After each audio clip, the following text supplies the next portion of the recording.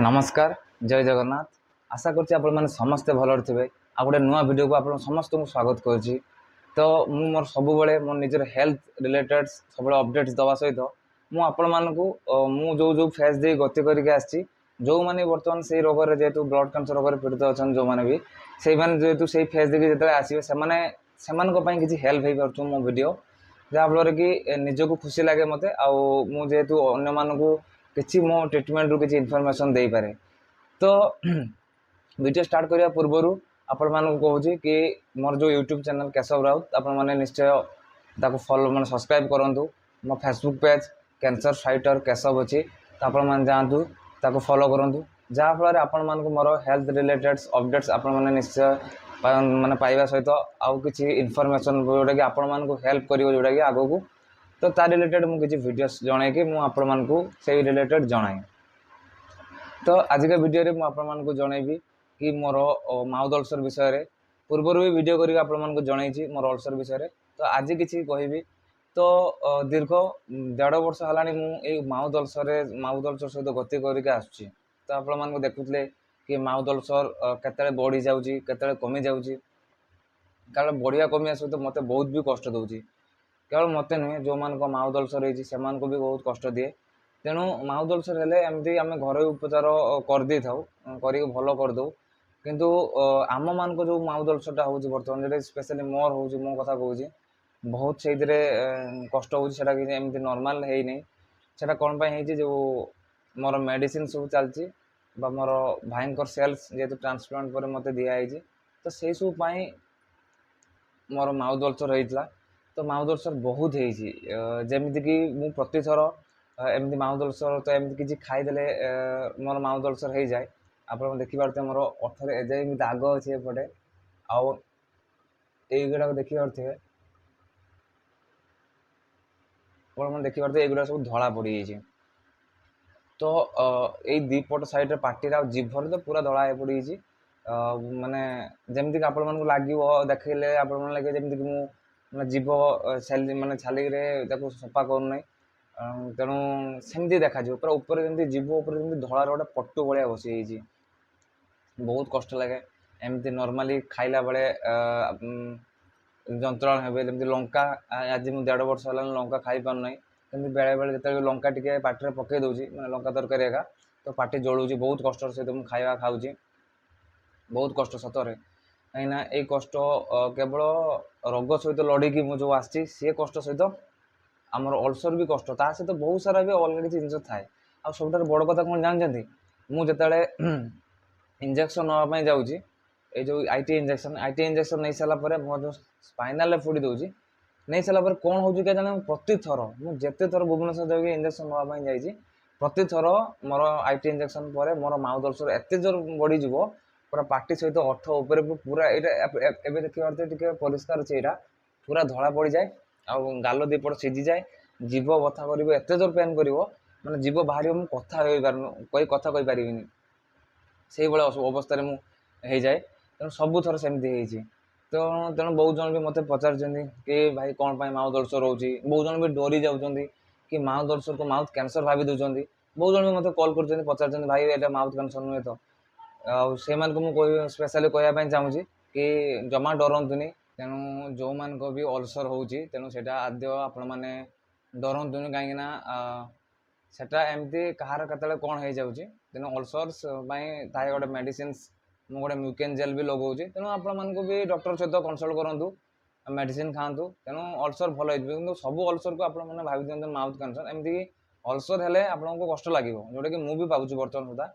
बहुत कष्ट पाँच आउ अल्सर मेडिसिन मोर जो चलता टाक्रोलिमस एक चलता आहरी जीबीएचडी मझे मझे रोचे टाक्रोलिमस विथ सहित आमर गोटे ऑइसलन गोटे टैबलेट्स खाऊली तेणु से टैबलेट्स बर्तमान सुधा भी मोर चलती ये डॉक्टर रिसेंट बंद कले कहीं बंद कले कि अल्सर तो अच्छी कहीं बंद कले कहीं मोर जो इंजेक्शन थी आईटी इंजेक्शन जोटा कि मंथली मंथली नौली से 3 months को थे कर तेणु बहुत खुशी कथा यहाँ मोपाई कहीं स्पाइनाल रे इंजेक्शन नहीं कि आगू को बॉडी माने सर्वाइव करे बड़ कष्ट स्पाइनाल इंजेक्शन नाला 3 ରୁ 4 दिन लगी जाए मत रिकवर करने ଆଉ ବେଳେବେଳେ ତ ବହୁତ ପ୍ରୋବ୍ଲେମ୍ ଦେଖାଏ, ଅଲସର ବଢ଼ିଯାଏ, ନିଜକୁ ଇନଆକ୍ଟିଭ୍ ଲାଗେ।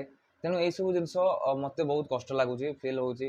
ତେଣୁ ଏଇଥର ଯେଉଁ ଯାଇଥିଲି ଚେକଅପ୍ରେ ଡକ୍ଟର କହିଲେ କି ତୁ ଗୋଟେ କାମ କରିବୁ, 3 ମାସରେ ଥରେ ତୁ ସ୍ପାଇନାଲ୍ ଇଞ୍ଜେକ୍ସନ୍ ନେବୁ। ଏବେ କେତେ ଦିନ ଚାଲିବ ଜଣାନାହିଁ, ଡକ୍ଟରଙ୍କୁ ସେ କଥା ପଚାରିନାହିଁ। ତେଣୁ 3 ମାସ ପରେ ଯାଇକି ନେଲା ପରେ ମୁଁ ଆଉ ଥରେ ଡକ୍ଟରଙ୍କୁ ପଚାରିବି ବୋଲି ଭାବିଛି କି ଆଉ ଥରେ ନେକ୍ସଟ ମୋତେ କେତେ ଦିନ ପରେ ଇଞ୍ଜେକ୍ସନ୍ ନେବା ପାଇଁ ପଡ଼ିବ। ଆଉ ରହିଲା ମେଡ଼ିସିନ୍ସ କଥା କହିବି, ମେଡ଼ିସିନ୍ସ ଯେଉଁ ମୁଁ ଟାକ୍ରୋଲିମସ୍ ଆଉ ୱେଚଲନ୍ ଖାଉଥିଲି, ସେଇ ଟ୍ୟାବଲେଟ୍ଟା ଆମର କହିଲେ କି ଡକ୍ଟର କହିଲେ କି ମାନେ ଗ୍ରେଡ୍ 2ରେ ଯେହେତୁ ଅଛି, ତେଣୁ ଟିକେ ଯେହେତୁ କମିଛି, ଡକ୍ଟର ଦେଖିଲେ, ପାଟି ଖୋଲିକି ଦେଖିଲେ କି ନା ଠିକ୍ ଠାକ୍ ଅଛି, କିଛି ଅସୁବିଧା ନାହିଁ। ଗୋଟେ କାମ କରିବୁ, ଡୋଜ୍ ତୁ 15 ଦିନ ପାଇଁ କମେଇକି ତୁ ଖା। 15 ଦିନ ପରେ ଗୋଟେ ମାନେ ମୁଁ 2 ଟାଇମ୍ ଯେଉଁଟା ଖାଉଥିଲି ସେଇଟା 1 ଟାଇମ୍ସ ଖାଇବା ପାଇଁ କହିଛନ୍ତି। ଆଉ ଖାଇକି ଦେଖିବା ପାଇଁ କହିଛନ୍ତି, ଯଦି 1 ଟାଇମ୍ସ ଖାଇସାରିଲା ପରେ ଯଦି ମୋର ବେଶୀ କିଛି ବଢ଼ିବନି କି ମୁଁ ଯଦି ଠିକ୍ଠାକ୍ ନର୍ମାଲ୍ ରହିଥିବ ସେମିତି, ତାହେଲେ ତୁ ଚାହିଁଲେ ବନ୍ଦ କରିବୁ। ଆଉ ଯଦି ଅଦରୱାଇଜ୍ ଯଦି ବନ୍ଦ କରିଦେଲା ପରେ ସଡନ୍ଲି ଯଦି ମୁଁ ପୁରା ମେଡ଼ିସିନଟା ବନ୍ଦ କରିଦେବି, ତାପରେ ଯଦି ମୋର ପୁଣି ଥରେ ବଢ଼ିବା ଷ୍ଟାର୍ଟ ହେଇଯିବ, ତାହେଲେ ପୁଣି ଥରେ ମୁଁ କଣ୍ଟିନ୍ୟୁ କରିବା ପାଇଁ ଡକ୍ଟର କହିଛନ୍ତି। ତେଣୁ ବନ୍ଦ କରିଦେବି ଯଦି ଡର ବି ଲାଗୁଛି କାଳେ ବଢ଼ିଯିବ, ଯଦି ପୁଣି ଥରେ କଷ୍ଟ ପାଇବି। ତେଣୁ ମନ ଭିତରେ ଡର ତ ରହିବ ନିଶ୍ଚୟ ଭାବରେ। ଯଦି ମନରେ ଡର ନ ରହିବ, ତେଣୁ ଆପଣମାନେ ଭଲ ହେଇପାରିବେନି। କାହିଁକିନା ଡର ରହିବା ନିହାତି ଦରକାର। ଆପଣ ଯଦି ଡରକୁ ଭୁଲିଯିବେ, ତାହେଲେ ଆପଣମାନେ ଆପଣଙ୍କ ଟ୍ରିଟମେଣ୍ଟକୁ ଭୁଲିଯିବେ, ଆପଣମାନେ ମନ ଇଚ୍ଛା କାମ କରିବେ। ତେଣୁ ଡର ରହିବା ଦରକାର, ଆଉ ତା ସହିତ ସାହସ ବି ରହିବା ଦରକାର। ଡର ବି କାହିଁକି ରହିବା ଦରକାର ନା, ମୁଁ ଏଇ ଜିନିଷଟା ଆପଣମାନଙ୍କୁ କହିଲି। ଆପଣଙ୍କ ରୋଗ ହେଇଛି ଯଦି ଆପଣମାନେ ଭାବିବେ କି ନା ମୋତେ କିଛି ହେଇନି ସେମିତି ମନ ଇଚ୍ଛା ଆପଣ ଖାଇବା ପିଇବା ଭୁଲିଯିବେ। ଠିକ୍ ଅଛି, ମାଇଣ୍ଡ ସେଟ୍କୁ ଆପଣ ଠିକ୍ କରିବେ କି ମୋତେ କିଛି ହେଇନାହିଁ, କିନ୍ତୁ ସେଇ ଆକର୍ଡିଂଲି ଆପଣ ଟ୍ରିଟମେଣ୍ଟ ନେବେ। ମିନ୍ସ ମୁଁ ମାଇଣ୍ଡ ସେଟ୍ କରିବି କି ମୋତେ କିଛି ହେଇନାହିଁ, ମୋତେ ବ୍ଲଡ଼ କ୍ୟାନ୍ସର ବା କିଛି ହେଇନାହିଁ, କିନ୍ତୁ ମୋତେ ସେଇ ଅନୁଯାୟୀ ମୋତେ ରେଗୁଲାର ଏକ୍ସରସାଇଜ କରିବା ପାଇଁ ପଡ଼ିବ, ମୋତେ ଭଲ ଡାଏଟ୍ ନେବା ପାଇଁ ପଡ଼ିବ, ମୋତେ ଠିକ୍ ଟାଇମ୍ରେ ଶୋଇବା ପାଇଁ ପଡ଼ିବ। এইসব ଜିନିଷ ମୋତେ ଖୁସି ରହିବା ପାଇଁ ପଡ଼ିବ, ଷ୍ଟ୍ରେସ୍ ଫ୍ରି ରହିବା ପାଇଁ ପଡ଼ିବ, ଏଇସବୁ ଜିନିଷ କରିବା ପାଇଁ ପଡ଼ିବ। ତା ନୁହେଁ କି ଆପଣମାନେ ଭୁଲିଯିବେ କି ମୋତେ କିଛି ହେଇନି, କିନ୍ତୁ ଆପଣମାନେ ମନ ଇଚ୍ଛା ଏକ୍ସରସାଇଜ କରିବେନି, ମନ ଇଚ୍ଛା ଯାହା ତାହା ଜିନିଷ ଖାଇବେ, ଫାଷ୍ଟ ଫୁଡ଼ ଜିନିଷ ଖାଇବେ। ଆପଣ କହିବେ ମୁଁ ଭଲ ଅଛି, ମୁଁ ଇଏ ଅଛି, ଏଇ ଜିନିଷ ପାଇଁ ଇଏ କରନ୍ତି। ବହୁତ ଜଣ ହଇରାଣ ବି ହୁଅନ୍ତି ଏହା ପାଇଁ। ତେଣୁ ଏସବୁ ଜିନିଷ ଜମା ବି କରନ୍ତୁନି। ଆଉ ରହିଲା ବି ଯେଉଁ ଭାଇ ଭଉଣୀମାନେ ମୋତେ କଲ୍ କରୁଛନ୍ତି, ଯେଉଁ ଆଣ୍ଟି ଅଙ୍କଲ ଯେଉଁମାନେ ବି ମୋତେ କଲ୍ କରୁଛନ୍ତି, ମୋ ଭିଡ଼ିଓ ଦେଖୁଛନ୍ତି, ସେମାନଙ୍କ ପରିବାର କାହାକୁ ହେଇଥିବ କି ନିଜେ ଜଣେ ପେସେଣ୍ଟ ଯଦି ହେଇଥିବେ, ଯଦି ସେମାନଙ୍କର କିଛି ଏମିତି ଅଲସର ପ୍ରୋବ୍ଲେମ୍ସ ବାହାରୁଛି, ତେଣୁ ଆପଣମାନେ ଆଦ୍ୟ ବ୍ୟସ୍ତ ହୁଅନ୍ତୁନି। ଏସବୁ ଗୋଟେ ଗୋଟେ ଯେହେତୁ କ୍ୟାନ୍ସର ପେସେଣ୍ଟ ଯେହେତୁ ଆମେ, ଏସବୁ ଗୋଟେ ଗୋଟେ ଜିନିଷ, ଏଇସବୁ ଟ୍ରିଟମେଣ୍ଟର ଗୋଟେ ଗୋଟେ ପାର୍ଟ। କାହିଁକିନା ଆପଣଙ୍କ ମେନ୍ ଟ୍ରିଟମେଣ୍ଟ ସହିତ ଏଇସବୁ ଜିନିଷ ସାଇଡ୍ ଇଫେକ୍ଟସ୍ ବହୁତ ସାରା ରହିଥାଏ, ବହୁତ ସାରା ଦେଖେଇବ ଆପଣମାନଙ୍କୁ, ଯେଉଁଟାକି ଆପଣମାନେ ଆଦୌ ଡରିବେନି।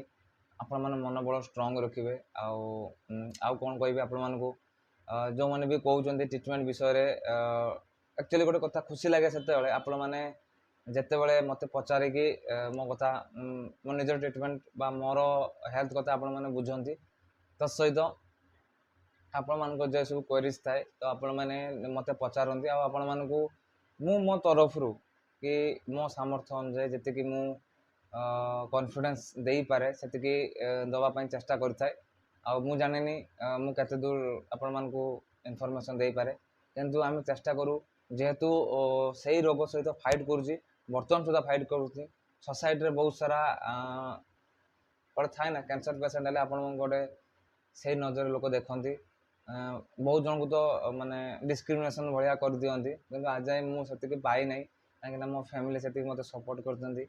ଆପଣମାନଙ୍କୁ ମୁଁ ମୋର ୟୁଟ୍ୟୁବ୍ ଚ୍ୟାନେଲ୍, ମୋ ଫେସବୁକ୍ ପେଜ୍ ମାଧ୍ୟମରେ ଆପଣମାନଙ୍କୁ ମୋର ହେଲ୍ଥ ରିଲେଟେଡ୍ ଯେହେତୁ ଅପଡେଟ୍ ଦେଉଛି, ତେଣୁ ଆପଣମାନଙ୍କର ସେଥିରୁ ବ୍ଲେସିଂସ୍ ମିଳୁଛି ମୋତେ। ତେଣୁ ଏସବୁ ଜିନିଷ ପାଇଁ ମୋତେ ଏଇସବୁ ଜିନିଷ ଫରକ ପଡ଼େନି, କିନ୍ତୁ ବହୁତ ଜଣ ବହୁତ କଥା କହିଛନ୍ତି। ମୁଁ ଆପଣମାନଙ୍କୁ ନେକ୍ସଟ ଭିଡ଼ିଓରେ ସେସବୁ ଜିନିଷ ଜଣାଇବି। ତେଣୁ ଆଜିକା ଭିଡ଼ିଓ ଥିଲା ଏଇ ଅଲସର ପାଇଁ।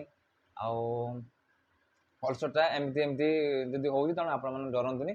ଆଉ ଭଗବାନ କେଜାଣି କେତେ ଦିନ ରଖିବେ। ଆପଣମାନେ ଭାବୁଥିବେ କି ମୋ ଅଲସର କେତେ ଦିନ ଏମିତି ରହିବ, ସେଇଟା ମୋତେ ବି ଜଣା ନାହିଁ। ଆଉ ଏଇ ଅଲସରଟା ଆକ୍ଚୁଆଲି ହେଉଛି, ଆଉ ହେଲା ପରେ ହିଁ ମୁଁ ଭଲ ଅଛି।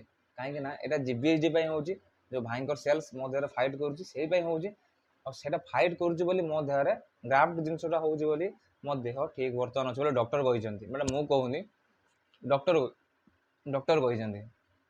ତେଣୁ ଡକ୍ଟର ଯେହେତୁ କହୁଛନ୍ତି, ତେଣୁ ମୋତେ ଯେତେ ବି କଷ୍ଟ ହଉ ମୁଁ ସହିବା ପାଇଁ ପ୍ରସ୍ତୁତ ଅଛି। କାହିଁକିନା ଆପଣ ଯଦି କଷ୍ଟ ସହିବେନି, ତେଣୁ ଆପଣ କେବେ ଭଲ ହେଇପାରିବେନି। କଷ୍ଟ ସହିବା ପାଇଁ ପଡ଼ିବ।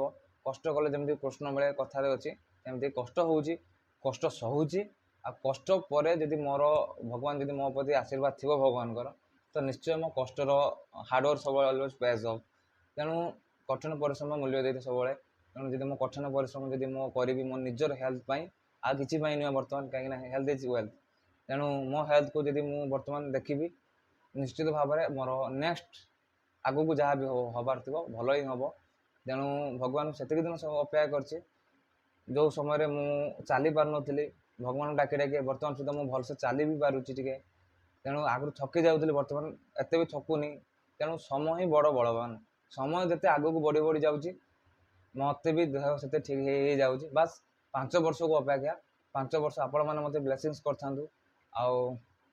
मत आशीर्वाद कर भगवान का आशीर्वाद बिना सब माने सबकि असंभव भगवान का आशीर्वाद निहाती दरकार आती कहूँ जदि आपण किसी डाउट्स थी हेल्थ रिलेटेड तो मत कॉल करेंगे ना कमेंट बॉक्स निश्चय जनइबे नेक्स्ट वीडियो से सब विषय से रिलेटेड मुझे वीडियो आनिक आपण से रिलेटेड इनफॉरमेशन देवी बास भल पाई दे था सब्सक्राइब कर रही धन्यवाद देखा गोटे नुआ वीडियो रही।